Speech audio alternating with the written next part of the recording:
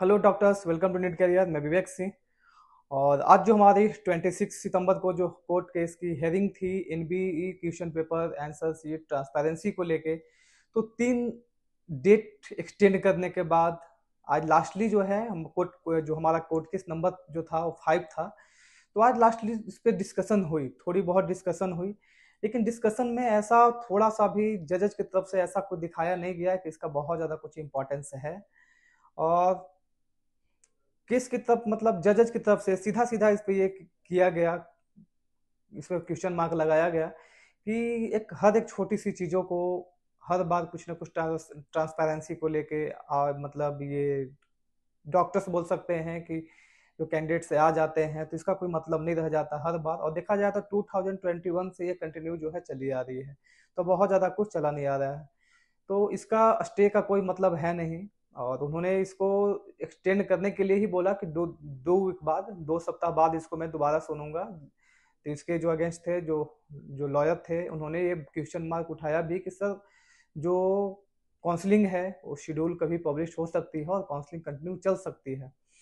लेकिन इस पे बहुत ज़्यादा कुछ नहीं दिखाया गया।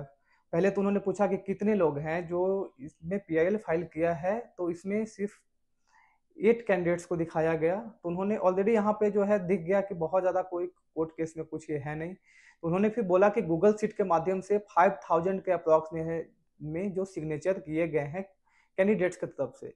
लेकिन जहाँ पे नीट पीजी जो एग्जाम जो जितने कैंडिडेट्स हैं, 2.25 लाख अप्रॉक्स, 2,25,000 के अप्रॉक्स में है, वहीं पर 5000 ही ओनली जो है इसके पक्ष में है। तो कोर्ट केस में बहुत ज़्यादा कुछ जान दिख नहीं रहा है। और सुप्रीम कोर्ट की तरफ से भी बहुत ज़्यादा कुछ इसको सीरियसली लिया भी नहीं जा रहा है।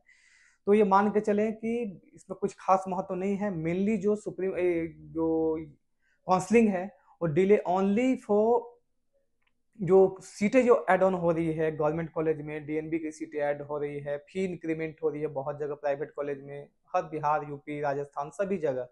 तो मेनली आप मान सकते हैं कि जो काउंसलिंग डिले हो रही है उसका रीजन सिर्फ सुप्रीम कोर्ट केस नहीं है, क्योंकि इसका बहुत ज़्यादा कुछ भी महत्व नहीं है। ये डिसमिस ही है ऑलमोस्ट, क्योंकि 2 वीक बाद अब हेयरिंग करेंगे। उससे पहले आप ये मान के चलें कि 1 वीक के अप्रॉक्स में शेड्यूल पब्लिश हो सकती है और काउंसलिंग हमारी स्टार्ट हो सकती है। ये बस ओनली रुका हुआ है। तो जहाँ तक ये है 100% श्योरिटी तो नहीं दे सकता, लेकिन हाँ, जहाँ तक चांसेज है कि ओनली सीटें एड ऑन और जो फी इंक्रीमेंट हो रही है उसकी वजह से, फी जो नई नई इंप्लीमेंट हो रही है, आप कल परसों 2 दिन पहले नोटिफिकेशन देखा होगा कि 5000 गवर्नमेंट की सीटें ऐड हो रही है 3 साल में। तो बहुत जगह सीट ऐड हो रही है, तो उसके बिहेव पे भी जो है काउंसलिंग अभी रुकी हुई है। एमसीसी जो है काउंसलिंग शेड्यूल पब्लिश नहीं कर रही है। और न ये सुप्रीम कोर्ट केस का कोई बहुत ज़्यादा महत्व है भी नहीं, क्योंकि जजेस की तरफ से भी इसको बहुत ज़्यादा सीरियसली नहीं लिया जा रहा है। तो अब ये मान के चले, अब ये आप वर्कआउट स्टार्ट कर सकते हैं कहाँ पे क्या हो रही है, कहाँ पे सीटें इंक्रीमेंट हो रही है। और मैं वीडियो आगे पब्लिश भी करूंगा कि कहाँ पे कितनी सीटें इंक्रीमेंट हो रही है और हमारे कट ऑफ पे क्या इम्पैक्ट पड़ सकता है।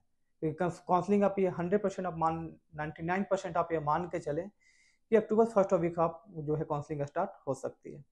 तो आगे कितनी सीटें ऐड ऑन हो रही है, कट ऑफ पे क्या इम्पैक्ट पड़ सकता है, आगे उसकी वीडियो पब्लिश करूंगा। अभी के लिए फिलहाल इतना ही। Thanks for watching.